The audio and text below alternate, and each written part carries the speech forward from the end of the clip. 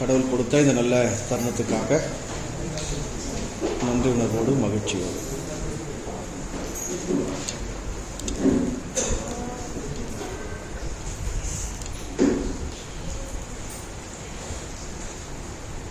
அரியதோர் நமச்சிவாயம் ஆதி அந்தம் ஆனது.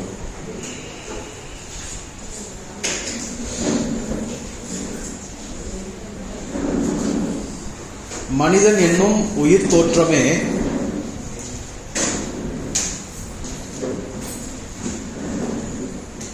அரியதை ஆராய்ந்து அறிவதற்கானதுதான்.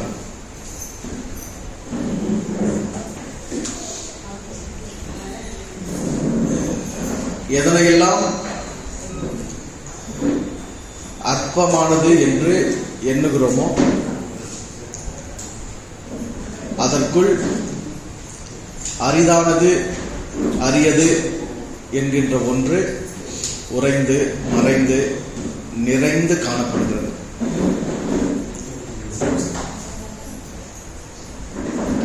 தோற்றத்தின் மயக்கத்தை கலைந்து உள்ளுரையும் உண்மையை உணர்ந்து கொள்ளும் நிலையை நாம் பெற வேண்டும்.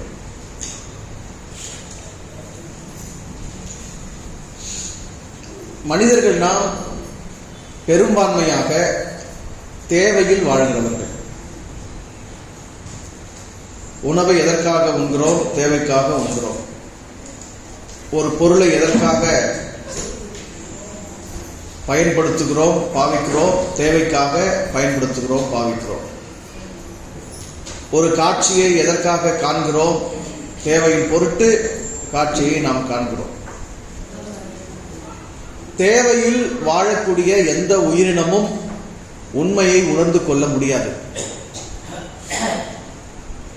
தேவைக்காக ஒரு இயற்கை படைப்பை, ஒரு பொருளை, ஒரு உயிரினத்தை நாம் காணும்போது அது நமக்கு எவ்வாறு பயன்படும், எவ்வளவு தேவைப்படும், அதை நாம் எப்படி பயன்படுத்திக் கொள்வது என்கிற எண்ண ஓட்டம் தான் நம்மில் இருக்குமே தவிர அது உண்மையிலேயே என்னது, அதில் இருக்கக்கூடிய தன்மைகள் என்ன, அதன் குணாதிசயங்கள் என்ன, அதனுடைய செயல்பாடு எவ்வாறு இருக்கிறது, அந்த உயிரினம் எதற்காக, வேறு என்ன நோக்கங்களுக்காக படைக்கப்பட்டிருக்கிறது என்பதையெல்லாம் ஆராயக்கூடிய, சிந்திக்கக்கூடிய மனநிலையே இருக்காது. ஏனென்றால் தேவை, அந்த தேவையை தீர்த்து கொள்ள வேண்டும், அந்த தேவையை நிறைவு செய்து கொள்ள வேண்டும் என்பதோடு மட்டும்தான் இருக்கும். தேவையை கடந்து சிந்திக்கும் போதுதான் நாம் உண்மைகளை உணர்ந்து கொள்ள முடியும். மனிதர்கள் நாம் எப்பொழுது நம்முடைய தேவைகளை கடந்து சிந்திக்க பழகுகிறோமோ அப்பொழுதுதான் இந்த உலகத்தின் படைப்புகளின், இயற்கையின், இறைமையின் உண்மைகளை உய்த்துணர முடியும், உணர்ந்து கொள்ள முடியும். அப்படியானால் சித்தர்கள் என்பவர்கள் தேவைகளை கடந்தவர்கள்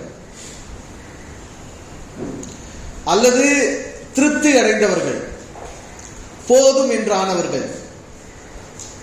ஆகவே தான் ஒரு பொருளை மற்ற மனிதர்கள், ஒரு படைப்பை மற்ற மனிதர்கள் பார்க்கும் கோணம் வேறாகவும், அதே படைப்பை, அதே பொருளை சித்தர்கள் பார்க்கும் பார்வை கோணம் வேறாகவும் இருந்திருக்கிறது.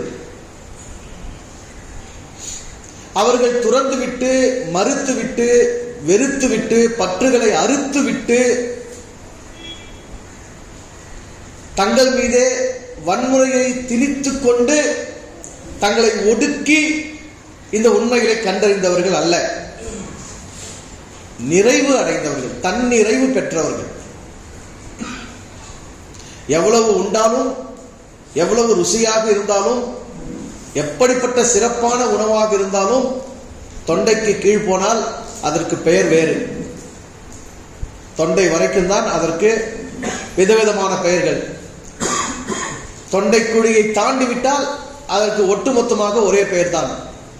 தொண்டைக்குழியை தாண்டின பிறகு ஒட்டுமொத்தம் என்ன பேரு? ஒரே பெயர். தொண்டைக்குழிக்கு மேலே இருக்கிற வரைக்கும் ஆப்பிள் சாப்பிட்றேன், ஆரஞ்சு சாப்பிட்றேன், மாம்பழம் சாப்பிட்றேன், மாட்டு இறைச்சி சாப்பிட்றேன், ஆட்டு இறைச்சி சாப்பிட்றேன், கோழி இறைச்சி சாப்பிட்றேன், மீன் சாப்பிட்றேன், கேக் சாப்பிட்றேன், என்ன ஒன்று பேர் வச்சுக்கலாம். ஆனால் தொண்டைக்குழியை தாண்டின பிறகு ஒட்டுமொத்தமா எல்லாத்துக்கும் ஒரே பேர். ஆக எவ்வளவு உண்டாலும் உடலுக்கு எதற்காக உண்கிறோம்? உணவு ஏன் அவசியமாக இருக்கிறது? உணவில் தான் மனிதன் உயிர் வாழ முடியுமா? உணவை கடந்து உண்மையிலேயே மனித உடலை வாழ்விக்க கூடியவைகள் எவைகள் என்கிற உண்மைகளை உணர்ந்ததினாலே அவர்கள் தன்னிறைவு பெற்றார்கள், தேவைகளை தீர்த்து கொண்டார்கள். அந்த நிறைவுதான் தேவையை கடந்து அவர்களை சிந்திக்க செய்திருக்கிறது. எத்தனை கோடி மனிதர்கள் இந்த உலகத்தில் வாழ்ந்து கொண்டிருந்தாலும் அவர்களில் இவர்கள் வேறுபட்ட கோணத்தில் படைப்புகளை பார்க்கவும், சிந்திக்கவும், அணுகவும், ஆராயவும், அறியவும் அவர்களை வழிநடத்தியது எது என்றால் தேவைகளை கடந்து சிந்திக்கும் அந்த சிந்தனை. எந்த ஒன்றையும் தேவைக்காக அணுகும் போது அது உண்மையிலேயே இன்னது என்பது நமக்கு தெரியாது. எவ்விதமான தேவையுமின்றி ஒன்றை நாம் அணுகும் போது அது உண்மையிலேயே இன்னது என்பதை அறிந்து கொள்ளக்கூடிய வாய்ப்பு நமக்கு அமைகிறது. சொல்லுவாங்கல்ல, ஒரு கோழி இருந்தது, அந்த கோழியை 4 பேர் பார்த்தார்கள். 4 பேரும் வெவ்வேறு கோணத்தில் அந்த கோழியை பார்த்தார்கள். யார் அந்த 4 பேர்? முதல் ஒரு கவிஞன் பார்க்கிறான். அவன் அதை பற்றி அதனுடைய கம்பீரமான தோற்றம், அதனுடைய வர்ணம், அதனுடைய அழகு, அதனுடைய கொண்டை, அதனுடைய இறகுகள், அதனுடைய கால் நிற்பது எல்லாவற்றையும் பற்றி ஒரு கவிதை அமைக்கிறான். இன்னொருத்தர் யாரு? கசாப்பு கடைக்காரர் ஒருத்தர் பார்க்குறாரு. அவர் எத்தனை கிலோ தேரும், எவ்வளோ கழிவு போகும், இடம் எவ்வளோ நிற்கும், நமக்கு இந்த கறி எப்படி சுவையா இருக்கும் அப்படின்னு பார்க்குறாரு. இன்னும் 2 பேர் யாரும் மறந்து போயிட்டானே, நீங்க ஞாபகம் இருந்தா தேடிக்கோங்க. இப்படி ஒவ்வொருத்தரும் யார் பார்க்கிறார்களோ, என்ன தேவையின் பொருட்டு ஒன்றை பார்க்கிறார்களோ அந்த கோணத்தில் சிந்தனை அமைகிறது. இதுதான் நம்ம உள்வாங்கிக்க வேண்டிய விஷயம். எந்த தேவையில்லாம நீங்க ஒண்ணு பார்க்கறீங்கன்னு வச்சுங்க, உங்க கவனம் என்ன செய்யும்? அதை பற்றிய ஆராய்ச்சியில் இறங்கும். இந்த கோழி ஏன் கோழியாச்சு? கோழியிலிருந்து முட்டை வந்ததா? முட்டையிலிருந்து கோழி வந்ததா? இந்த கேள்வி யாருக்கு வரும்? முட்டையை தின்னணும், கோழியை தின்னணும்னு நினைக்கிறவனுக்கு இது வருமா? சொல்லுங்க, வருமா? வராது. சும்மாவே பார்க்கறான் ஒருத்தன், சும்மா இருக்கா, சும்மா உட்காந்து சும்மா பார்க்கறான், எந்த நோக்கமும் இல்லை, எந்த காரணமும் இல்லை, எந்த தேவையும் இல்லை, எந்த உடன்பாடும் இல்லை, அவன் பார்க்கறான். அப்படின்னா அவனுக்கு தான் என்ன வரும்? சிந்தனை வரும். இந்த கோழி என்ன வயசு இருக்கும், இது எப்படி சாப்பிடுது, இது எப்படி கொத்துது, இது எப்படி உயிர் வாழுது, இதுக்குள்ள என்ன இருக்குது, ஏன் கோழி கோழின்னு பேர் வச்சாங்க? இந்த கேள்வி எல்லாம் யார் கேட்கறாங்க பாத்துக்கிறீங்களா? சின்ன பிள்ளைங்க இந்த கேள்வி கேட்கறத பாத்துக்கிறீங்களா? ஏமா கோழிக்கு கோழின்னு பேர் வச்சாங்க? இந்த கேள்வி நீங்களும் நானும் ஏன் கேட்கல? சின்னப்போ கேட்டோம், இப்ப ஏன் கேட்கல? கேள்வி பதில் கிடைச்சிச்சா? தெரிஞ்சிச்சா? இல்ல. நமக்கு இப்ப கேள்வி கேட்கிற சிந்திக்கிற சூழல் இல்ல. நாம தேவைகள் பொருட்டு ஓடிட்டு இருக்கிறோம். தேவைகள் நம்மள முடக்குது, முடக்கிட்டே இருக்கு, தேவைகள் முடுக்கிட்டே இருக்குது, துரத்திட்டே இருக்குது. இந்த தேவை முடிஞ்சா அடுத்த தேவை, இந்த வேலை முடிஞ்சா அடுத்த வேலை, இதை செஞ்சு முடிச்சிட்டா அடுத்து, இப்படி தேவைகள் நம்மள விரட்டிட்டே இருக்கு. பாருங்க, படிக்கும் போது என்ன சொன்னாங்க? 12ஆம் வகுப்பு வரைக்கும் கஷ்டப்பட்டு படிச்சிரு அப்படின்னு சொன்னாங்க. சரி, 12ஆம் வகுப்பு படிச்சு முடிச்சாச்சு, அடுத்து விட்டுருவாங்களா? கல்லூரி படிப்பை நல்லா படிச்சு முடிச்சு வெளியே வந்துருவாங்க. அப்புறம் படிச்சு முடிச்ச பிறகு என்ன பண்ணணும்? நல்ல வேலை தேடி, நல்ல சம்பளத்துல, நல்ல நிறுவனத்துல, பாதுகாப்பான நிறுவனம், நிரந்தர வேலை, பணியமர்வு கிடைக்கணும். அதோட விட்டுருவாங்களா? அடுத்து என்ன சொல்லுவாங்க? நல்ல வரனை பார்த்து கல்யாணம் முடிக்கணும். நல்ல வரனை பார்த்து கல்யாணம் முடிச்சுட்டா அதோட விட்டுருவாங்களா? தேவை நின்றுமா? இன்னும் புழு பூச்சி ஒண்ணு இல்லையான்னு. சரி, புழு பூச்சி வந்துடுச்சு, அதோட விட்டுருவாங்களா? எந்த பள்ளிக்கூடத்துல பிள்ளைங்களை சேர்த்தனுவாங்க? அடுத்து அப்படியே திரும்ப என்ன செய்யுது? அந்த பிள்ளைங்க 12ஆம் வகுப்பு முடிக்கணும், அந்த பிள்ளைங்க கல்லூரி போகணும், அந்த பிள்ளைங்களுக்கு கல்யாணம் முடிக்கணும், திரும்ப அந்த பிள்ளைங்களுக்கு என்ன வரணும்? புழு பூச்சி வரணும். இப்படியே வாழ்க்கை எதை நோக்கி ஓடிட்டு இருக்கு? புழு பூச்சி.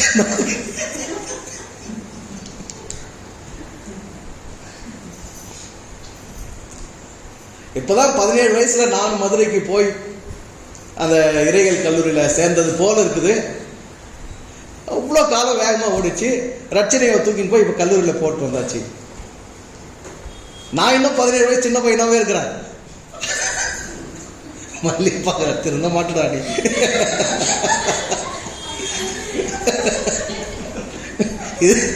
இதனால்தான் வயிறு வலி நான் கவுந்தடிச்சு படுத்துக்கிறது.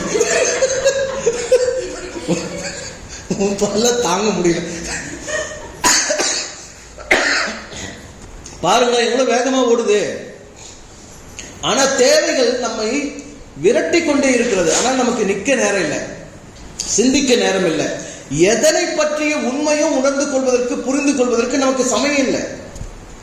எல்லா பொருளும் நம்ம வீட்டில் இருக்கு. மிளகு, சீரகம், கடுகு, வெந்தயம், பட்டை, லவங்கம், ஏலக்காய், இப்படி ஏகப்பட்ட பொருள் இருக்குது. ஆனா அந்த ஒரு பொருளை பற்றிய, ஏதாவது ஒரு படைப்பை பற்றிய ஒரு முழு உண்மையாக நமக்கு தெரியுமா?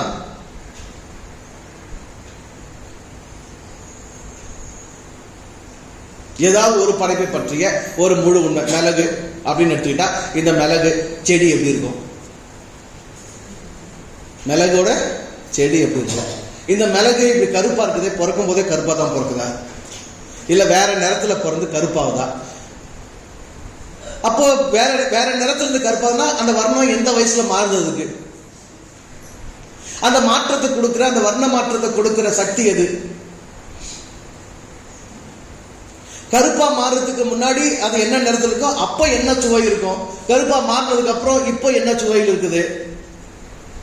இது என்னென்னதுக்கெல்லாம் பயன்படுது? ஏன் இந்த பொருள் படைக்கப்பட்டிருக்குது? இதுல இருக்கிற உண்மை என்ன? எதாவது நமக்கு தெரியுமா? நம்ம வீட்டில் சமையலுக்கு பயன்படுத்துற ஒரு படைப்பு, ஒரு பொருள், அதனை பற்றி ஏதாவது ஒரு உண்மை நமக்கு தெரியுமா? நமக்கு எதனை பற்றியும் எந்த உண்மையும் முழுசா தெரியாது. நம்ம பற்றிய உண்மை என்ன? நமக்கு எதனை பற்றியும் எந்த உண்மையும் முழுசா தெரியாது. இப்போ முழு உண்மை தெரியாத போது நான் தெரிந்திருப்பது பேர் உண்மையா? ஒன்றை பற்றி முழு உண்மை எனக்கு தெரியாத போது, அதை பற்றி ஏதோ எனக்கு தெரிஞ்சிருக்குல்ல, அதுக்கு பேர் உண்மைன்னு சொல்லலாமா? இல்ல முக்கா உண்மை, பாதி உண்மை, கால் உண்மை, அப்படி சொல்லலாமா? என்னன்னு சொல்லலாம்? அறியாமையில் இருக்கிறேன். எப்படி இருக்கிறேன்? நான் அறியாமையில் இருக்கிறேன். இந்த பிறவி எதற்கானது? அறியாமையை கடப்பதற்கானது, அறிவை நோக்கி வளர்வதற்கானது.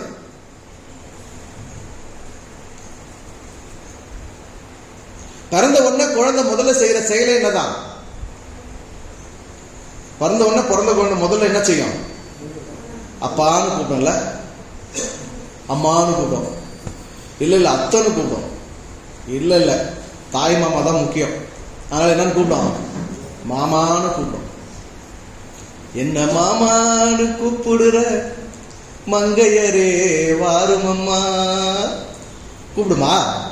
அப்ப என்ன பண்ண பிறந்தவன குழந்தை? ஏன் அழுது? ஏன் அழணும்? ஏங்க அழணும்?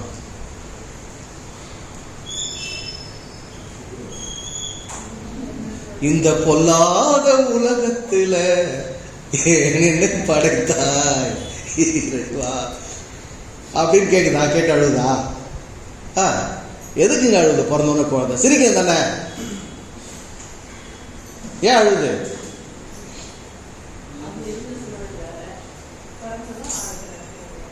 அதுக்கு நான் வேற சூழல் இருந்தா வேற சூழலுக்கு வந்திருக்கிறவங்களும் தெரியாதானே?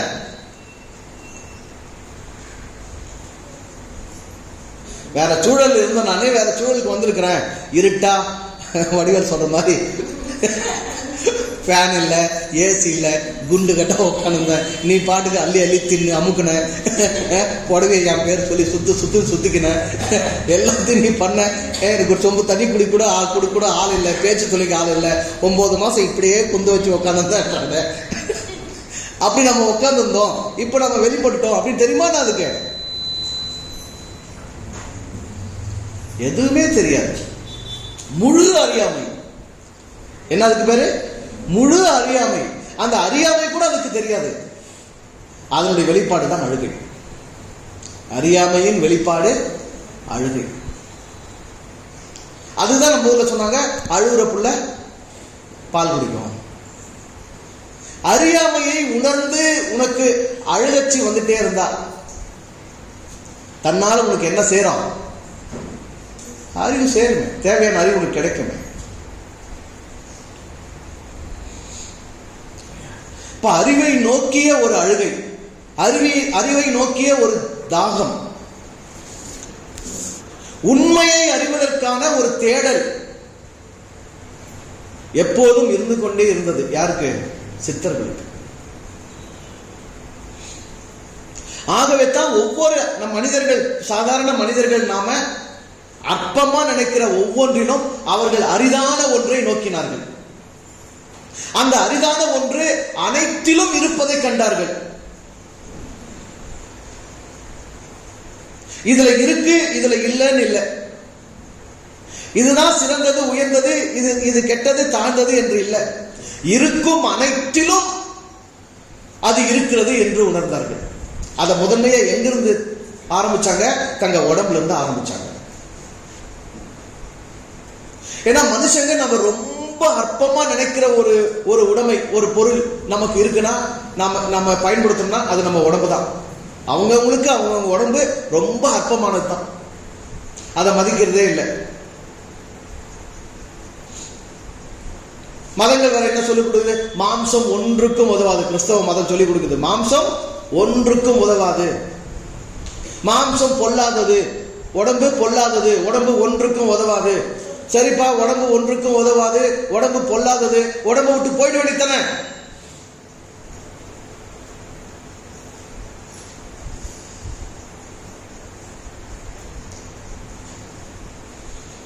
எனக்கு இங்கே ஏதும் இல்ல, இப்பூமி சொந்தம் இல்ல, எல்லாமே இயேசு, என் இயேசு, எல்லாம் இயேசு, இயேசு, இயேசு.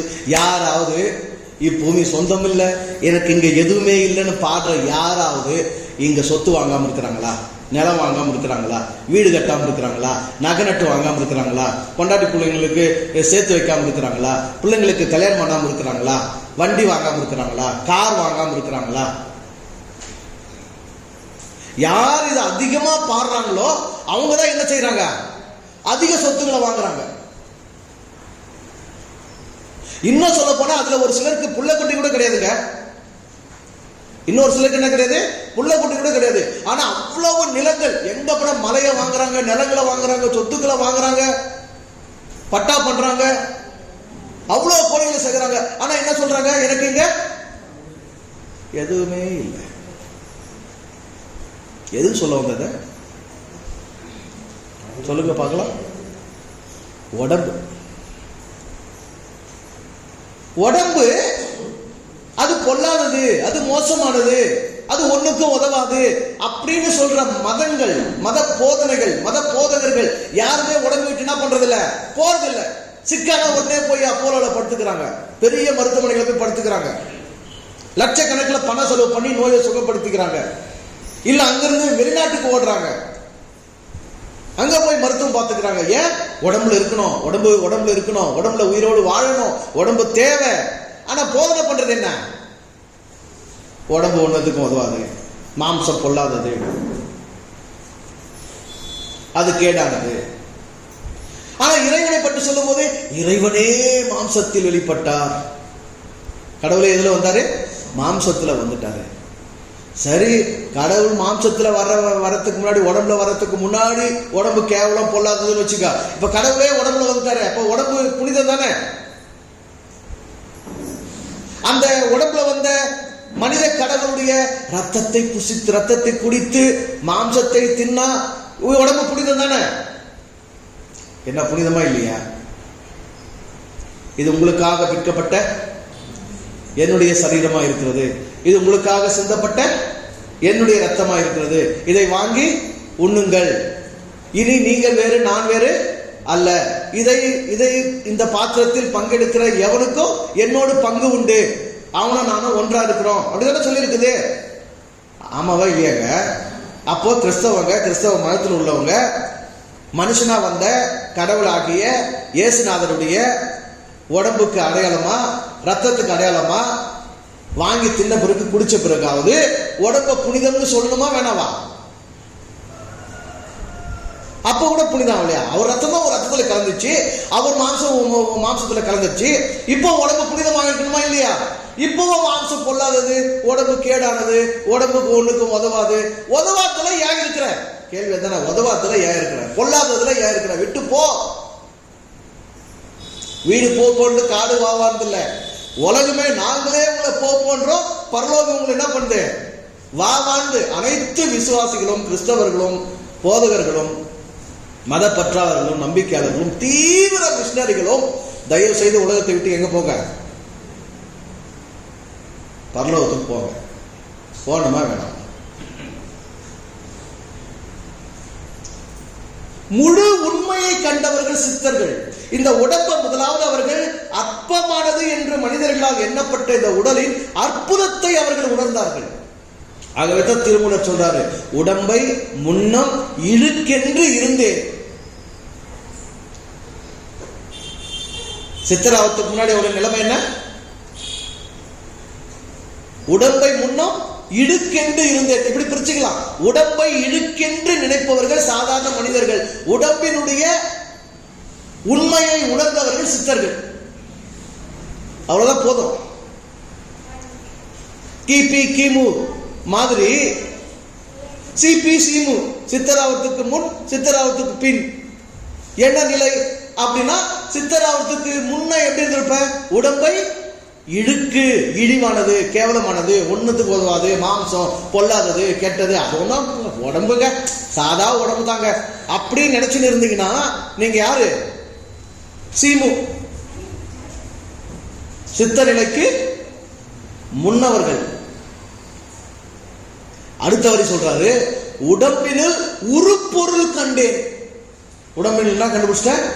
உருப்பொருள் கண்டேன். இந்த உடம்பு நிலை இல்லாதது, இந்த யாக்கை நிலை இல்லாதது, இது அழியக்கூடியது, இது மாறக்கூடியது, தேயக்கூடியது. ஒவ்வொரு நாளும் இந்த உடம்பு என்ன செஞ்சுட்டு தான் இருக்குது? மாறிட்டு தான் இருக்குது. அந்த மாற்றத்தை தான் நம்ம என்ன சொல்லிட்டு இருக்கோம்? வளர்ச்சின்னு சொல்லிட்டு இருக்கோம். இப்ப மாறிட்டு இருக்கக்கூடிய இந்த உடம்பு, ஆனால் இந்த உடம்புக்குள் உறுதியாக மாறாமல் இருக்கக்கூடிய உற்பத்தி, இந்த உடம்பை உற்பத்தி செய்தது, இந்த உடம்பு, இந்த மாறுகிற உறுதியற்ற இந்த உடம்புக்குள்ள உறுதியானது உற்பத்தி செய்த ஒன்று, உருப்பொருள், உண்மை பொருள், அது இருக்க கண்டேன். உடம்பை முன்னம் இழுக்கென்று எண்ணினேன், அந்த உடம்பினுள் உருப்பொருள் இருக்க கண்டேன், அந்த உடம்பினுள் உத்தமன் கோயில் இருக்க கண்டேன். அதனால தான் இந்த உடம்பை நான் இருந்து இந்த உடம்பை வாழ வச்சுட்டு இருக்கிறேன், இந்த உடம்பை வழிநடத்திட்டு இருக்கிறேன். அரியது என்பதை ஆகாயத்தில் போய் ஆராய்ச்சி செய்யவில்லை, அரியது என்பதை கோள்கள் நட்சத்திரங்களில் போய் ஆராய்ச்சி செய்யவில்லை, அரியது என்பதை அவர்கள் தனக்கு வெளியே உள்ள படைப்புகளில் போய் ஆராய்ச்சி செய்யவில்லை. அரியது என்பதை அவரவர் உடலில் ஆராய்ந்தார்கள், அவரின் உடலின் உண்மையில் உணர்ந்தார்கள். முதல் அரியதை எங்க கண்டுபிடிச்சாங்க? உடம்புல தான் கண்டுபிடிச்சாங்க. பிறந்ததிலிருந்து இந்த உடம்புல இருக்கிறோம். இந்த உடம்பு கொண்டுதான் பிறந்தே இருக்கிறோம். இந்த உடம்பெல்லாம் என்ன செஞ்சிருக்க முடியாது? பிறந்திருக்க கூட முடியாது. இந்த உடம்பை எடுத்து பிறந்தோம். இந்த உடம்புங்கிறத நம்ம ஒரு தோற்றத்துல பார்த்தா வெறும் உடம்பு, ஆனா தோற்றம் கடந்து சிந்தித்தால், தேவையை கடந்து சிந்தித்தால் இந்த உடம்பு பல மூலப்பொருட்களால் ஆனது. அந்த மூலம் என்னது என்பதை தேடினார்கள். இந்த உடம்பின் அரியது, இந்த உடம்பின் உண்மைத்தன்மை, இந்த உடம்பின் உருப்பொருள், இந்த உடம்பை உற்பத்தி செய்தது எது, இந்த உடம்பை நிலைத்திருக்க காட்சியாக்கி இருப்பது எது? தோற்றத்துக்கே என் உடம்பு தெரியுது, ஆனா இதை தோன்ற செய்தது எது? கண்ணுக்கே என் உடம்பு தெரியுது இருக்குது, ஆனா இதை காட்சியாக்கிறது எது என்று தேடும் போது அதனுடைய முழு உண்மை என்னது என்பதை ஆய்ந்தறிய அவர்கள் தேடின போது கண்டறிந்ததுதான் அரியதோர் நமச்சிவாயம். அரியதோர் நமச்சிவாயம்.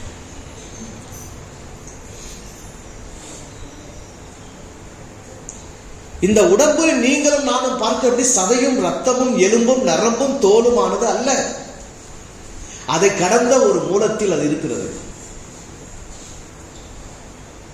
உன்னுடைய தோல் நிறம் வேறு, என்னுடைய தோல் நிறம் வேறு. உன்னுடைய வடிவம் வேறு, என்னுடைய வடிவம் வேறு.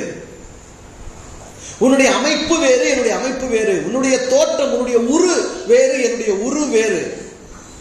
ஆனால் உற்பத்தி பொருள், உரு பொருள் ஒன்றுதான். அது உன்னுடைய உடலிலும் இருக்கிறது, என்னுடைய உடலிலும் இருக்கிறது. ஆகவே அரியதோர் நமச்சிவாயம் என்பதை ஆகாயத்தில் போய் கண்டுபிடிக்கல. எங்க கண்டுபிடிச்சாங்க? அவரவருடைய உடலில் கண்டுபிடித்தார்கள், அவரவர் உடலில் உணர்ந்தார்கள். சித்தர்கள் அப்படியே பறந்து போய்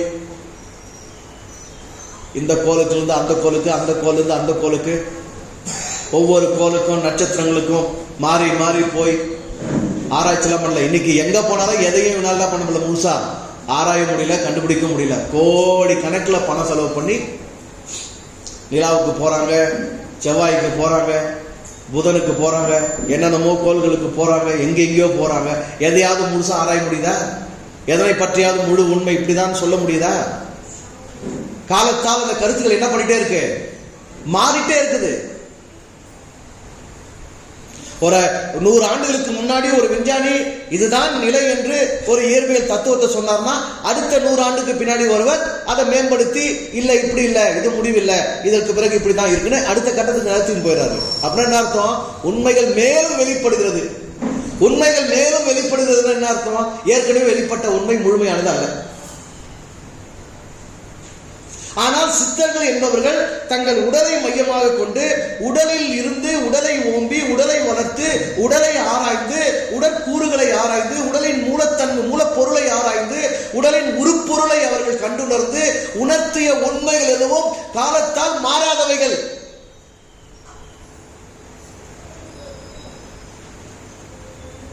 ஒரு 10 கோடி ஆண்டுக்கு முன்னாடி ஒரு மனுஷன் இந்த பூமியில வாழ்ந்திருந்தான்னா அவன் உடம்புக்கு மூலம் என்னது? நமச்சிவாயம் தான். ஒரு 5 கோடி ஆண்டுக்கு முன்னாடி ஒரு மனுஷன் இந்த பூமியில வாழ்ந்தான்னா அவனுடைய உடம்புக்கான மூலம் எது? நமச்சிவாயம் தான். ஒரு 10,000 வருஷத்துக்கு முன்னாடி மனுஷங்க வாழ்ந்திருந்தாங்கன்னா அவங்களுடைய உடம்பின் மூலம் எது? நமச்சிவாயம். இன்னைக்கு வாழ்ந்துக்கிற உங்களுக்கு எனக்கும் மூலம் எதுதான்? நமச்சிவாயம் தான். சரி, இந்தியாவில் தமிழ்நாட்டில் வாழ்ந்துங்கிற நமக்கு நமச்சிவாயம், ஆப்பிரிக்காவில் வாழ்றவங்களுக்கு, ஐரோப்பியாவில் வாழ்றவங்களுக்கு, உலகத்தின் பல நாடுகளில் தீவுகளில் வாழ்றவங்களுக்கு, பழங்குடி மலைவாழ் மக்களுக்கு, நவீன நாகரீக நகர அமைப்புகளில் வாழ்றவங்களுக்கு, நீ எங்கன்னா வாழ், யாரானா இரு, இந்தியன் ஆயிரு, செவ்விந்தியன் ஆயிரு, மங்கோலியன் ஆயிரு, சீனாக்காரன் ஆயிரு, ஜப்பான்காரன் ஆயிரு, கொரியாக்காரன் ஆயிரு, நீ யாரா இருந்தாலும் நீ யார்தான்? அவன் உடம்பு என்னதான்? உடம்பு என்னதான்? நமச்சிவாயம். அரியதோர் நமச்சிவாயம். என்னையா அந்த நமச்சிவாயம்? இந்து சாமி மந்திரம். வாயில சொல்லாத.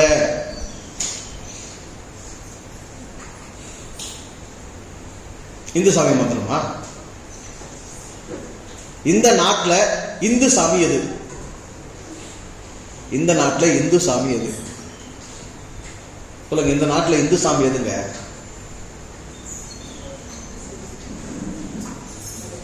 இந்து என்னும் ஒன்றே இல்லை. இந்தியா என்பதே ஒரு பொய்ப்பெயர். இந்தியா என்பது என்னதுங்க? ஒரு பொய்ப்பெயர். இந்து என்பது ஒரு பொய்ப்பெயர், ஒரு போலி பெயர்.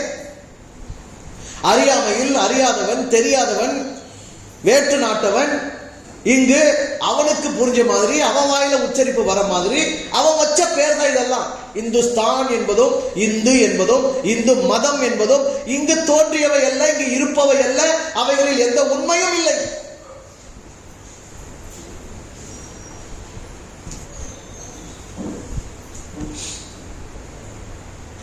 இப்ப இந்து மதமே இல்லை, இந்து சாமின்னு எதுவுமே இல்லை, இந்து ஸ்தானம் இல்லைங்க. அப்புறம் எப்படி நமச்சிவாய் மட்டும் இந்து மத கருத்தாயிடும்? சொல்லுங்க, நமச்சிவாய் எப்படி இந்து மத கருத்தாகும்? சித்தர்கள் இந்துக்களா? சிவவாக்கியர் இந்துவா? சிவவாக்கியர் கிறிஸ்தவரா? சிவவாக்கியர் முஸ்லீமா? இல்ல சிவன் சொல்லுகிறாரு, அதனால கட்டாயம் யாரா தான் இருக்கணும்? அவரு கட்டாயம் யாரா தான் இருக்கணும்? இந்துவா தான் இருக்கணும் முடிவு பண்ணிக்கணும். திருமூலரை தூக்கி போய் கோயில வச்சுக்கிறாங்க. யாரெல்லாம் பிடிக்க முடியுமோ எடுத்து உள்ள வச்சுக்கிறது. இந்த ஆரிய பசங்களுடைய வேலை என்னன்னா, எதையுமே புதுசா உருவாக்க தெரியாது, எதையுமே புதுசா படைக்க மாட்டாங்க. ஏற்கனவே எவங்கிட்டா ஏதாவது இருந்தா அதை எடுத்து அதுக்கு ஒரு முலாம் பூசி அவங்களாக்கி வச்சுக்குவாங்க. புரியுதா உங்களுக்கு? ஏற்கனவே ஒன்று இருந்தா பிடுங்கி அதுக்கு ஒரு மேல ஒரு முலாம், ஆரிய முலாம், அதுக்கு பேர் என்ன முலாம்? பிராமண முலாம், ஆரிய முலாம், தங்க முலாம் பூசணும்ல, அதுல ஆரிய முலாம் பூசி வச்சுக்குவாங்க. எல்லாம் அபகரிக்கப்பட்டது, பறிக்கப்பட்டது, பிடுங்கப்பட்டது, திரிக்கப்பட்டது. எதுவுமே சொந்தம் கிடையாது, சொந்த படைப்பு கிடையாது. இறையானாலும் சரி, மறையானாலும் சரி, சித்துக்கள் ஆனாலும் சரி, வித்தைகள் ஆனாலும் சரி, தத்துவங்கள் ஆனாலும் சரி, மெய்யியல் ஆனாலும் சரி, கருத்துக்கள் ஆனாலும் சரி, இலக்கியங்கள் ஆனாலும் சரி, அத்தனையும் படைத்த அசல் தமிழர் மட்டும்தான். அனைத்துக்கும் அசல் சொந்தக்காரன் யார் தான்? மூல மனிதன், முதல் மனிதன், தமிழ் மனிதன், அவ்வளவுதான். இவனெல்லாம் திருடனவன். அப்படி எதையும் திருடிக்கிட்டான். இன்னைக்கு நமச்சிவாயங்கிறத தமிழர் கண்டுபிடித்த உண்மையை அவன் திருடிக்கிட்டான். திருடனால்தான் அவன் அதனுடைய மூல உண்மையை கற்றுக் கொடுப்பதே இல்லை. என்ன சொல்றான்? 108 முறை நமச்சிவாய சொல்லு, வாழ்க்கையில எல்லாம் நல்லா நடக்கும். 1008 முறை சொல்லு, நல்லா நடக்கும். 1,00,000 முறை சொல்லு, நீ நல்லா இருப்ப. சிவன் உனக்கு அருள் புரிவான், அருள் பாவிப்பான், உன்னை எல்லா தீமைகளும் உன்னை காப்பாற்றுவான். சரி, நான் சொல்றேன்டா, அதனுடைய பொருள் என்ன? அது பஞ்சாட்சரம். என்ன அச்சரம்? பஞ்சாட்சரம். என்ன பஞ்சாட்சரம்? அதாவது பஞ்சாட்சரம் என்ன? பஞ்சாட்சரம் என்ன சொல்லுது? அது நமச்சிவாய் என்ன சொல்லுது? சிவனை சொல்லுதா? நமச்சிவாய்க்கு பொருள் கொடுக்குறான். சிவனே உம்மை நான் வணங்குகிறேன் அர்த்தமா. சிவாய நம, நமச்சிவாயனா நம்ம என்ன? நமஸ்கரிக்கிறேன். என்ன கரிக்கிறேன்? நமஸ்கரிக்கிறேன். சிவன் கடவுள். சிவன் ஆகிய உன்னை நமஸ்கரிக்கிறேன், வணங்குகிறேன். இதுதான் நமச்சிவாயம். அடப்பாவி, இவனா சொல்றான் அரியதோ நமச்சிவாயம் ஆதி அந்தம் ஆனதுங்கிறான். அது என்னது? அது நமச்சிவாயம் என்னது? ஆதியும் அந்தமும் ஆனது. அப்ப நமச்சிவாயம் வர்றதுக்கு முன்னாடி நிலை என்ன கிடையாது? ஆதியும் அந்தமும் இல்லாத நிலை. நமச்சிவாயம் வெளிப்பட்ட பிறகுதான் ஆதி ஒன்னும் அந்தம் ஒண்ணுமே வந்துச்சு. எதுக்கெல்லாம் ஆதி அந்தம் இருக்குதோ அதுவெல்லாம் எதுக்குள்ளதான் இருக்குது? எதனாலதான் இருக்குது? நமச்சிவாயத்துல தான் இருக்குது. ஒண்ணுக்கு தொடக்கமும் ஒண்ணுக்கு முடிவும் இருந்தா அது எதனால தோற்றுவிக்கப்பட்டதுன்னு அர்த்தம்? நமச்சிவாயத்தால தோற்றுவிக்கப்பட்டது. நமச்சிவாயம் அதை தோன்ற பண்ணியிருக்கிறது. நமச்சிவாயம் அதன் மூலமாக இருக்கிறது. அப்ப நமச்சிவாயம் என்ற ஒன்று இருப்பதற்கு முன் என்ன இருந்தது? ஆதி இல்லாதது, அந்தம் இல்லாத நிலை. அதுதான் இறைநிலை, வெறுமை நிலை, வெட்ட வெளி நிலை, பராமர வெளி நிலை. அந்த நிலை யாருக்குமே தெரியாது. அப்ப நமச்சிவாயம் என்பது என்ன? அது 5 கருப்பொருள், 5 மூலப்பொருள். சொல்லுங்க. நான் விரல் விட்டு சொல்லுங்க சாமி. நான் ம சி வ ய. எப்படி சொல்லணும்? ந ம சி வ ய. சொல்லுங்க. ந ம சி வ ய. நன்னீர். என்னன்னு சொல்றோம்? நன்னீர். அருவி மலையிலிருந்து கீழே பாறையில் வந்து விழும்போது எப்படி விழும்? நங்குன்னு விழும். ஆகவே நீருக்கான குறியீடு என்னது? பஞ்சபூதங்கள் என்கிற நீருக்கான குறியீடு மண், நிலம்.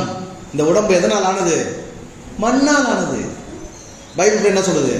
பூமியிலிருந்து மண்ணை எடுத்து ஒரு உடம்பு செஞ்சாரு. நீரும் மண்ணும் தான் உடம்பு வந்துருமா? வராது. வருமா? வராது. நெருப்பு, வெப்பம். நெருப்புக்கு முந்திய நிலை. நெருப்புங்கிறது தோற்றம், உருவத்தில் தெரியக்கூடியது. வெப்பம் என்பது தோற்றம் கிடையாது, வடிவம் கொண்டது, நம்மால் உணர முடிந்தது. அந்த வெப்பம் மூன்றாவது பூதம், மூன்றாவது மூலம். வலி, வா என்பது வலி. நெருப்பு சிவந்து எரியும் இல்லையா, செம்மையா இருக்கு இல்லையா, அதான் வடிவத்தை செம்மையா உண்டாக்குது இல்லையா, அதனால அது சி. காற்றுக்கு இன்னொரு பேர் வலி, அது என்னது வா. ஆகாயத்தை குறிக்கக்கூடிய குறியினது யா. வாயை திறந்து யா சொல்லுங்க எல்லாரும். யா. யா சொன்னா தன்னாலே என்ன காமிக்கிறீங்க நீங்க? யா. யா சுகன்யா சொல்லு. யா. யா. யா சொல்லும்போது தன்னாலே என்ன காமிக்கிறீங்க? வாயை திறந்து காமிக்கிறீங்க. வாயை திறந்தா என்ன தெரியுது? வெட்ட வெளி தெரியுது. யா ஆகாயம் தெரியுது. ஆகாயம் தெரியுதுனா வானமா திரையா? போக போக என்ன இருக்கும்? வெண்மேகம் தெரியும், கருமேகம் தெரியும். மேகங்கள் கரைஞ்சா அங்க என்ன இருக்கும்? ஒண்ணுமே இல்லை, வெட்ட வெளி. அதான் யா. யானாவே என்ன தெரியும் உங்களுக்கு?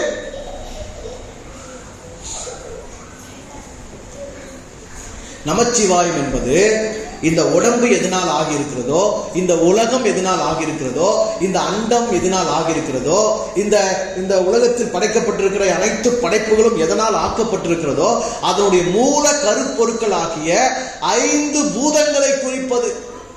எத்தனை குறிப்பது? 5 பூதங்கள், 5 காயங்கள். ஆகாயம், நீர்காயம், நிலகாயம், தீகாயம், வலிகாயம், காயம். அதான் இந்த உடம்புக்கு ஒரு பேர் என்ன வச்சிருக்கிறாங்க? காயம் வச்சிருக்காங்க. இந்த உடம்பு ஒரு வகையில 5 பூதங்களால சின்ன பூதம். அதனால இதுக்கு பூத உடல். பூத உடலை விட்டு அவர் பிரிந்து போனார்னு சொல்றாங்க. பூத உடலை நீங்கினார். ஏன்னா உடம்பு எதனால் ஆகியிருக்கிறது? 5 பூதங்களால் ஆக்கப்பட்டிருக்கிறது. அந்த 5 பூதம் இந்த உடம்புல சின்ன பூதமா சேர்ந்து இந்த உடம்பு ஆக்கியிருக்குது. இந்த உலகத்தை பெரும் பூதங்களா சேர்ந்து இந்த உலகத்தை ஆக்கியிருக்குது. இந்த பிண்டம் சின்ன பூதம், இந்த அண்டம் பெரும் பூதம். அந்த பூதம் இல்லாம இந்த உடம்பும் இல்லை, இந்த உலகமும் இல்லை. அரியதோ நமச்சிவாயம், அதுதான் ஆதி. அது இருந்தாதான் ஒரு பொருள் ஆகும். அந்த பொருள் ஆனாதான் அதுக்கு தொடக்கம்னு ஒண்ணு இருக்கும், அதுக்கு முடிவுன்னு இருக்கும். இந்த 5 பூதங்களால் எவைகளெல்லாம் ஆக்கப்பட்டிருக்கிறதோ அவைகள் எல்லாம் தொடக்கமும் முடிவும் கொண்டது.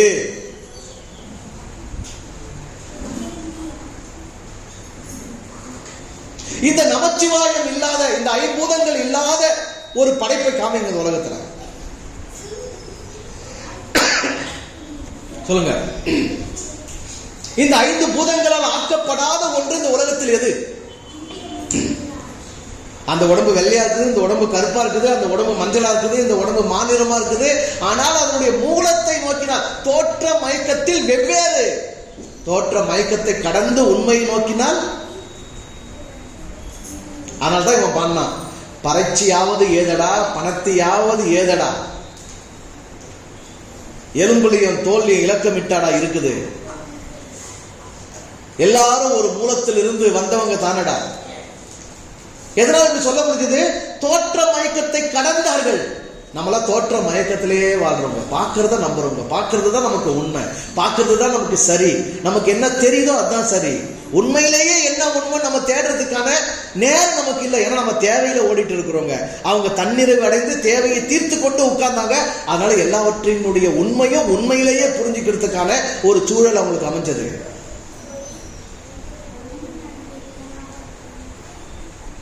நமக்கு எதையோ நின்று நிதானமா கவனிக்கிறதுக்கு என்ன இல்லை? நேரம் இல்லை, பொறுமை இல்லை.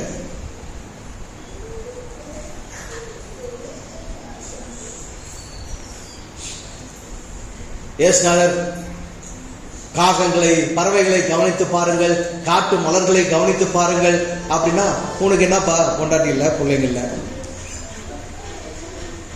ஸ்கூல்ல சேர்க்கணும், கல்லூரியில சேர்க்கணும், ஞாயிற்றுக்கிழமை அழைச்சி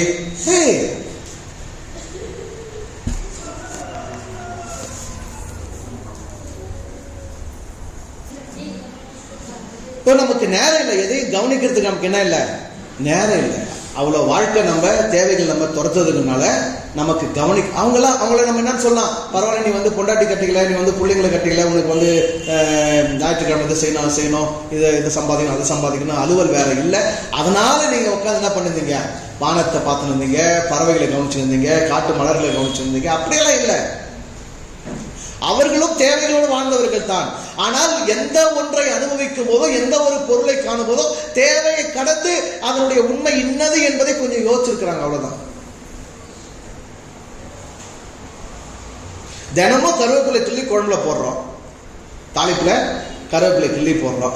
என்னைக்காவது ஒரு நாள் என்ன பண்ணலாம், இதுக்கு ஏன் கருவேப்பிலை பேர் வச்சாங்கன்னாவது கேள்வி கேட்க தானே. இது கருவேப்பிலையா கறிவேப்பிலையா, இதனுடைய தன்மை என்ன, இதனுடைய தோற்றம் என்ன, இதனுடைய முடிவு என்ன, இதனுடைய குணம் என்ன, என்னைக்கா ஒரு நாள் யோசிச்சிங்கன்னா ஏதோ ஒன்று தெரிய வரும் தானே. நம்ம எதை பத்தி என்ன பண்றது இல்ல, யோசிக்கிறது. இன்னொன்னு, எதனை நாம் பயன்படுத்துகிறோமோ, எதனோடு நாம் இருக்கிறோமோ அப்போது அதனோடு நாம் இருப்பதில்லை. அதான் நம்ம பிரச்சனை. உண்ணும் போது உண்பவர்களாக மட்டும் நாம் இருப்பதில்லை, சமைக்கும் போது சமைப்பவர்களாக மட்டும் நாம் இருப்பதில்லை. எந்த ஒரு செயல் செய்யும் போதும் அந்த செயலோடு ஒன்றினவர்களாக நாம் இருப்பதில்லை. அதனால அதுவே தன்னை வெளிப்படுத்தினாலும், அதுவே ஏதோ நமக்கு சொல்ல வந்தாலும் நம்ம காதுக்கு கேட்கறது இல்லை, நம்ம கண்ணுக்கு அது தெரிகிறது இல்லை.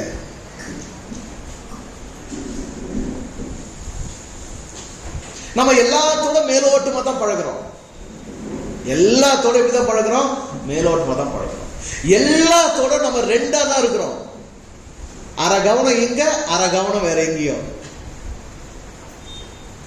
அரை கவனம் இங்க, அரை கவனம் வேற எங்கேயோ. ஒரே நேரத்துல ரெண்டா இருப்போம் நம்ம. அதனால்தான் எந்த உண்மையும் நமக்கு முழுசா வந்து சேரதே கிடையாது. இப்ப மனதை ஒன்றுபடுத்தி எந்த செயல் செய்கிறோமோ அந்த செயலோடு ஒன்றி, எந்த பொருளை நாம் தொட்டு அனுபவிக்கிறோமோ அந்த பொருளை நாம் உணர்ந்து கொண்டு அந்த பொருளின் உண்மையை தெரிந்து கொள்ள வேண்டும் என்கிற விருப்பத்தோடு நாம் இருந்தால் நமக்கு ஏதாவது வெளிப்பாடுகள் வரும். ஏனென்றால் வெளிப்பாடுகள் என்பது ஆகாசத்திலிருந்து வரதில்லை. உண்மையிலே ஆகாசம் தான் வருது. ஆகாசம்ன்றது மேல எத்தனையோ 1000 அடி தூரத்தில் இருக்கிறது இல்லை. இதுவே என்னதான் ஆகாயம் தான். இந்த சுத்தி இருக்கிறது வெளியே என்னது தாங்க, ஆகாயம் தான். இங்க வாழ்ந்த சித்தர்கள் எல்லாம் இல்லை, இப்போது அவர்கள் மறைந்தார்கள், மாண்டார்கள், சமாதி அடைந்தார்கள், என்னமோ ஆனார்கள், அவர்கள் இல்லை. ஆனால் அவர்கள் சிந்தித்த சிந்தனைகள் இங்குதான் இருக்கிறது. இந்த வெளியில தான் எல்லாமே இருக்குது. இந்த வெளியில தான் எல்லாமே இருக்குது. உன் பக்கத்துல தான் இருக்குது, உன்னை சுத்தி தான் இருக்குது. எல்லா உனக்கு முன்னாடி வாழ்ந்த முன்னோர்கள் அத்தனை பேருடைய சிந்தனையும் நுண்பொருட்களாய், நுண்ணிய பொருட்களாய், கண்களால காண முடியாம புலன்களுக்கு எட்டாத அளவுல நுண்ணிய பொருட்களாய் உன்னை சுற்றிலும் நிறைந்து கிடக்குது. நீ கவனம் வச்சா ஈர்த்துக்கிற, நீ அதை நோக்கி சிந்திச்சா அதுக்கானது உன்னை நோக்கி வருது. நீ கவனம் வைக்கல, அதை நோக்கி சிந்திக்கலாம், உன்னை நோக்கி என்ன பண்றது இல்லை, அது வர்றதில்லை. இவ்வளவுதான் வேறுபாடு.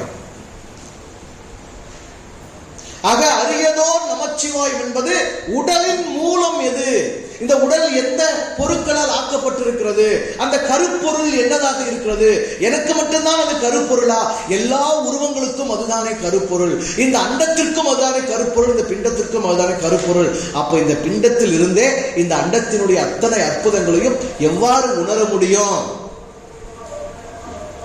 உன்னை எது உற்பத்தி பண்ணுச்சோ அது உனக்குள்ளவே இருக்குது. உன்னை உற்பத்தி பண்ணது எதுவோ அதுதான் இந்த உலகத்தையே உற்பத்தி பண்ணி இருக்குது. ஆக இந்த உலகத்தை பற்றி தெரிஞ்சுக்க நீ உலகம் முழுவதும் சுற்ற வேண்டிய அவசியம் கிடையாது.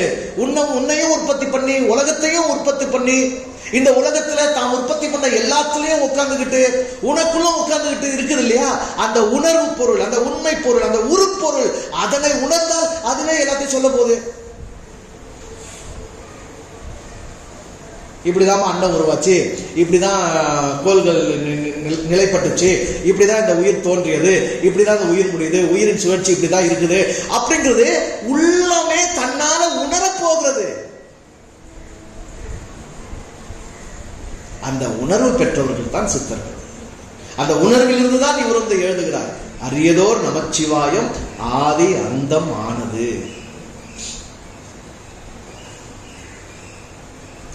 தொடக்கமில்லாத முடிவில்லாத ஒரு நிலை இருந்தது, அந்த நிலை இன்றும் தொடர்கிறது, இருக்கிறது. அதைத்தான் இறை என்கிறோம். அந்த இறையின் மூலத்திலிருந்து வெளிப்பட்ட அத்தனைக்கும் ஒரு தொடக்கமும் ஒரு முடிவும். இப்படி புரிஞ்சுக்கலாம், 3 நிலையை புரிஞ்சுக்கலாம். ஒன்று உருநிலை. உருநிலை என்பது என்ன? கண்ணுக்கு தெரிஞ்சா அதுக்கு பேர் உரு. கண்ணுக்கு தெரியல ஆனா அதை நம்மால வந்து உணர முடியுது என்றால் அது வடிவம். உருவத்திற்கு முந்திய நிலை. வடிவத்துக்கும் முந்திய நிலை ஒன்று இருக்கிறது. அது உணர்வதற்கும் கண்ணுக்கும் புலன்களுக்கும் எட்டாது, உணர்வுக்கும் அப்பாற்பட்டு இருக்கிறது. அதுதான் ஆதி நிலை. இறை ஆதி நிலையில் இருக்கிறது. அதிலிருந்து வடிவ நிலை வெளிப்பட்டிருக்கு. அந்த வடிவ நிலையில் வெளிப்பட்டவை தான் ஆகாயம். அந்த ஆகாயத்திலிருந்து வந்ததுதான் காற்று. அந்த காற்றிலிருந்து வந்ததுதான் வெப்பம். அந்த வெப்பத்திலிருந்து வந்ததுதான் நீர். அந்த நீரிலிருந்து வந்ததுதான் நிலம். அதுதான் உங்க உங்க உங்க உடம்ப சொல்லும் போது ஆகாயம், காற்று, வெப்பம், நீர், நிலம். இந்த 5 பூதமும் எங்க இருக்கு? உங்க உடம்புல இருக்கு. ஏன் உடம்புல இருக்கு? செட்டியார் உடம்பு, ரெட்டியார் உடம்பு, நாயுடு உடம்பு, கோனார் உடம்பு, முதலியார் உடம்பு, பார்ப்பான் உடம்பு, பறையன் உடம்பு, நாடான் உடம்பு இருக்கா? இருக்கா? புத்தியில் இருக்குது. உடம்புல இருக்குதா? உடம்பு என்னவா மட்டும்தான் இருக்குது? நிலம், நீர், நெருப்பு, காற்று, ஆகாயம். நீயும் நமச்சிவாயம், நானும் நமச்சிவாயம். சொல்லுங்க, பக்கத்துல பார்த்து சொல்லுங்க. நீயும் நமச்சிவாயம், நானும் நமச்சிவாயம். நீ கிறிஸ்தவனா இருந்தாலும் நீ யார் தான்? நமச்சிவாயம் தான். நீ முஸ்லீமா இருந்தாலும் யார் தான்? நமச்சிவாயம் தான். நான் கடவுளே இல்லைன்னாலும் நாத்திகனா இருந்தாலும் நீ யார் தான்? நமச்சிவாயம் தான். போட என்னடா கடவுள் இல்லையா? நீயும் நமச்சிவாயம் தான். போ. என்ன நமச்சிவாயங்கிறது? என்ன இந்து மத சொல்லா, மந்திர சொல்லா, தந்திர சொல்லா? அது அறிவியல் மொழி, சயின்டிபிக் டேர்ம்.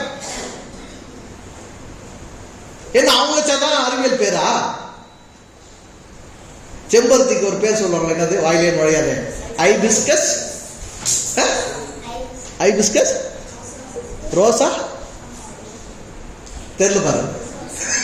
இன்னும் படிச்சுனுக்கிற. ஐபிஸ்கஸ், ரோசா தெரியாம இன்னும் படிச்சுனுக்கிற. இல்ல எப்போ முடிச்சிருப்பீங்க? சொல்லு, நீங்க சொல்லு. 9வது 10ஆம் வகுப்பு சொல்லு. ஐபிஸ்கஸ் அது என்ன சொல்லி தரலையா? இல்லையே, 8வது 9வது சொல்லி தருவாங்களே. ரோசா தான். அதுக்கப்புறம் ஒண்ணு வருண்டா.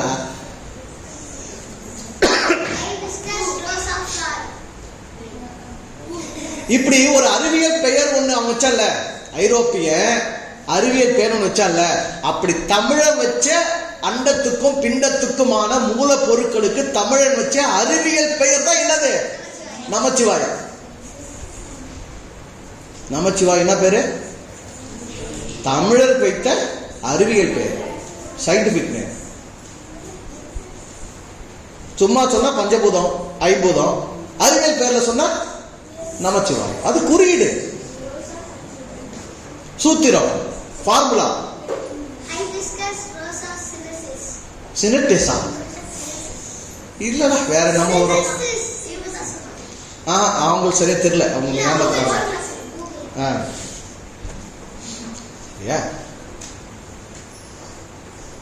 அப்போ அந்த மூலம் நீர், நிலம், காற்று, ஆகாயம், தீ அவைகள் எவ்வாறு ஒன்றிணைந்து ஒரு பொருளை படைக்கின்றது? இதுதான் யோவான் 1ல ஆதியிலே வார்த்தை இருந்தது, அந்த வார்த்தை தேவனிடத்தில் இருந்தது, அந்த வார்த்தை தேவனாகவே இருந்தது, அவர் ஆதியிலே தேவனோடு இருந்தார், சகலமும் அவர் மூலமாக உண்டாயிற்று. சகலமும் அவர் மூலமாக. எவர் மூலமாக எல்லாம் உண்டாயிற்றோ அவர் தான் தேவகுமாரன். அவ்வளவுதாங்க மேட்ரு. வேற எதுவுமே ரொம்ப யோசிக்க வேணாம். எதன் மூலமாக எல்லாம் உண்டானதோ, உண்டாக்கப்பட்டதெல்லாம் அவராலே அன்றி வேறு ஒருவராலும் உண்டாக்கப்படவில்லை. எல்லாம் எந்த மூலத்திலிருந்து வந்ததோ, எந்த கூட்டமைப்பு, எந்த கட்டமைப்பு, எந்த மூலப்பொருட்கள் ஒன்றிணைந்தால் அந்தந்த விகிதத்துக்கு ஏற்றபடி படைப்புகள் வெளிப்படுமோ அந்த மூலப்பொருளுக்கு பேர் தேவகுமாரன். அதனால சொல்றேன், இந்த பஞ்சபூத கூடாகிய இந்த ஐம்பூத உடலை கொண்டிருக்கிற ஒவ்வொரு மனிதனும் ஒவ்வொரு படைப்புமே யார் தான்? இறை மக்கள் தான். தேவகுமாரன், தேவகுமாரத்தை தான். மண்புழு கூட என்னதான்? கடவுள் புழுதான். மாமரமும் என்னதான்? கடவுள் புள்ளதான். கொசு ஈ கூட என்னதான்? கடவுள் புள்ளதான். நீ நான் கூட யார் தான்? கடவுள் புள்ளதான். இந்த மூலத்தை உணர்ந்தார்கள். வெறும் சும்மா உடம்பு தானே அப்படின்னு கடந்து போயிட்டு இருந்தா இந்த அரியதை அவர்கள் அறிந்திருக்க முடியாது. அப்பம் என்று எண்ணினால் அரியதை எட்டாது. தோற்றத்துக்கு அப்பமா இருப்பவைகள் அரியதை சுமந்து கொண்டிருக்கிறது. உடல் நிலையற்றது, உடல் மாறக்கூடியது. ஆனால் நிலையான ஒன்றை உடல் சுமந்து கொண்டிருக்கிறது. நிலையானது ஒன்று உடலில் மறைந்து கிடக்கிறது. ஆனால்தான் தோற்ற மயக்கத்தை களைய வேண்டும், தோற்ற மயக்கத்தை கடக்க வேண்டும்.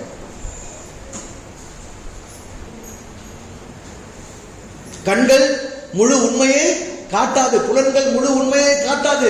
புலன்களை கடந்து சிந்தித்தால் தான் உண்மையை அறியவே முடியும். கண்ணை நம்பாதே, உன்னை ஏமாற்றும், உன்னை ஏமாற்றும் நீ காணும் தோற்றம். நீ காணும் தோற்றம் உன்னை ஏமாற்றக்கூடியது. பார்வைக்கு பலியாகாதே, பார்வைக்கு பலியாகாதே. பார்வையை கடந்து பார். உனக்கு என்ன தெரிகிறதோ அது அல்ல உண்மை. தெரிய வேண்டியது தெரிகிறதில் தெரிவதில்லை. தெரிய வேண்டியதை தெரிந்து கொள்ள வேண்டும் என்றால் தெரிகிறதை கடக்க வேண்டும், தெரியாததை தேட வேண்டும். அப்படி இந்த உடம்பாகிய இந்த பொருளில் மறைந்துள்ள உள்பொருள், உருப்பொருள், மெய்ப்பொருள், மறைப்பொருள் இன்னது என்பதை தேடினார்கள். அப்படி தேடுதல் தான் கண்டுபிடிச்சாங்க. அடடா, இந்த உடம்புங்கிறது என்னது? ஐம்பூதம். இந்த அண்டம் என்பது என்னது? ஐம்பூதம். இங்க இருக்கிற படைப்புகள்லாம் என்னது? ஐம்பூதம். அப்ப அந்த ஐம்பூதம் என்ன விகிதாச்சாரத்துல ஒன்று சேர்ந்திருக்கு? மனித உடம்புல காற்றினுடைய தன்மை நிலை என்ன, நீரினுடைய நிலை தன்மை என்ன, செயல்பாடு என்ன, வெப்பத்தினுடைய நிலை தன்மை செயல்பாடு என்ன, ஆகாயம் என்ன வேலை பார்க்குது, நிலம் என்ன வேலை பார்க்குது, எத்தனை பங்கு ஒன்று சேருது, அதனுடைய சமச்சீர் நிலை என்ன, அது மிகினும் குறையினும் நோயினாங்கல்ல. அப்ப எப்படி மிகுது, எப்படி குறையுது?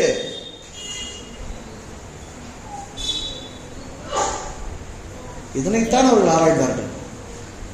இது என்ன அறிவியலா, சமயமா, மூட நம்பிக்கையா?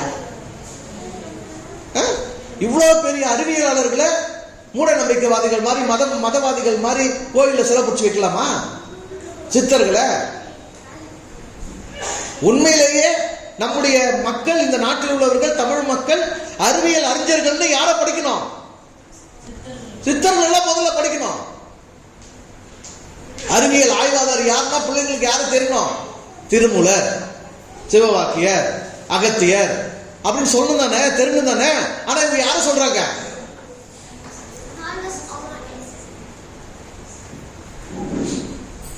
தாமஸ் ஆல்வா எடிசன்றாங்க, ஐன்ஸ்டீன்றாங்க, ஐசக் நியூட்டன்ன்றாங்க. எங்கடா வந்தீங்க? எல்லாம் இங்கிருந்து திருண்டு போய் தெரிஞ்சும் தெரியாம ஏதோ ஒண்ணு பார்த்து இன்னைக்கு உரிய மொழியில சொல்லி, இது கூட நம்ம கண்களுக்கு என்ன பண்ணுதான் இருக்குது? மறைக்கப்பட்டுதான் இருக்குது.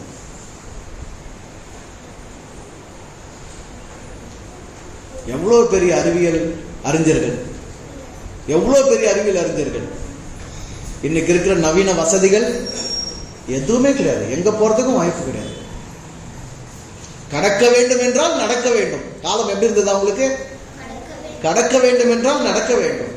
இன்னைக்கு நாம கடக்கணும்னா என்ன பண்ண தேவையில்லை, நடக்கவே தேவையில்லை. உட்காந்துனே போலாம், படுத்துனே கிடக்கலாம். அப்படிதானே? படுத்துனே கிடக்கலாம், உட்காந்துனே கிடக்கலாம். சும்மா உட்காந்து கிடையாது, டாய்லெட்ல உட்காந்து கூட கிடக்கலாம்.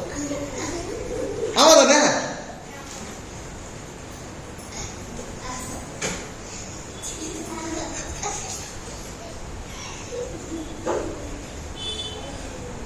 ரயில் பாதையை பார்த்தீங்கன்னா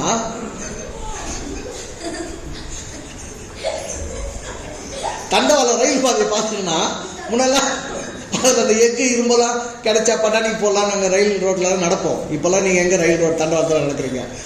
நடக்கும்போது அப்படியே பிச்சு போட்ட மாதிரி சித்தாரி கிடக்கும். ஏன்னா பயணத்தில் உட்காந்து உட்கார்ந்து கொண்டே போயிருக்கிறாங்க.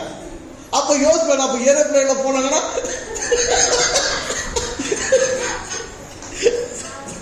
தூவல் மாதிரி தூவலே வாழ்க அள்ளி தூவிட்டு போயிடுவாங்களோ.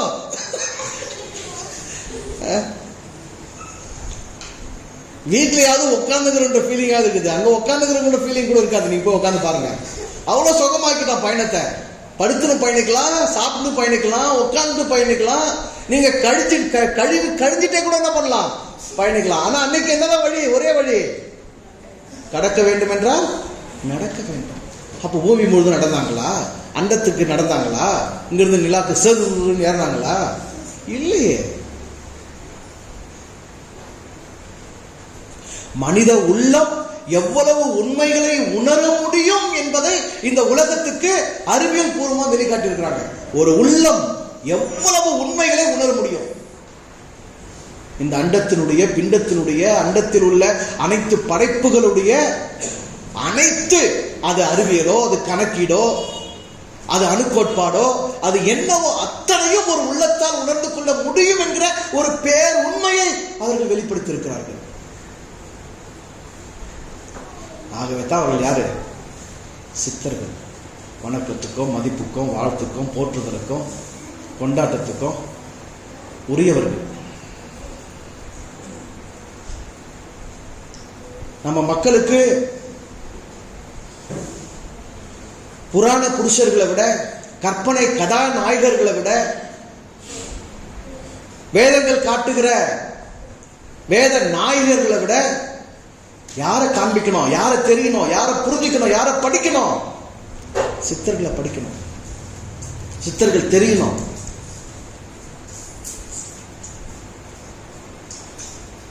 ஏனென்றால் உண்மையிலேயே ஒரு மனித மூளை, ஒரு மனித உள்ளம் எவ்வளவு ஆழமா சிந்திக்க முடியும், எவ்வளவு பேர் உண்மைகளை அவைகள் உணர்ந்து கொள்ள முடியும் அப்படிங்கிறதுக்கு அவங்க தான் சான்றுகள். அதனால தான் அவங்களுக்கு இன்னொரு பேர் சான்றோர்கள். சும்மா தமிழ் சான்றோர் அப்படின்னு சொல்லிக்கிட்டா போதாது.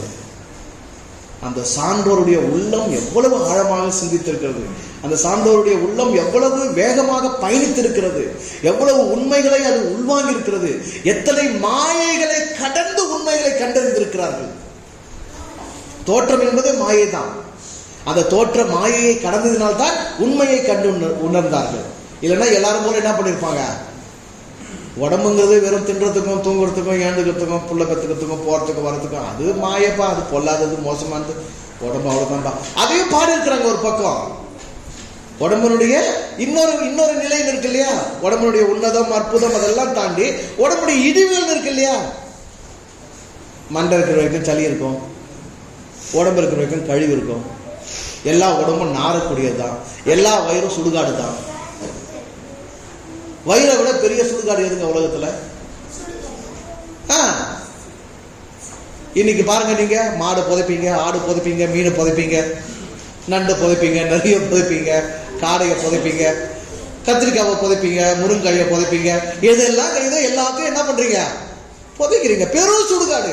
சுடுகாடுனா பாரு, இப்ப சுடுகாடோட பாருங்க, ஜாதியா பிரிச்சிருக்கிறான், மதமா பிரிச்சிருக்கிறான், ஊருக்கு ஒரு சுடுகாடு பிரிச்சிருக்கிறான். ஆனா ஒட்டுமொத்த உயிர்களுக்குமான சுடுகாடு எதுதான்? உன் வயிறு என் வயிறு தான். ஒட்டுமொத்த உயிர்களுக்கான சுடுகாடு. வேதமே இல்லைங்க. சமரசம் உலாவும் இடமே, அந்த சுடுகாடுல என்ன வந்துருச்சு? வேதங்கள் வந்துருச்சு. இங்க இன்னும் என்ன இருக்குது? சமரசம் உலாவுது.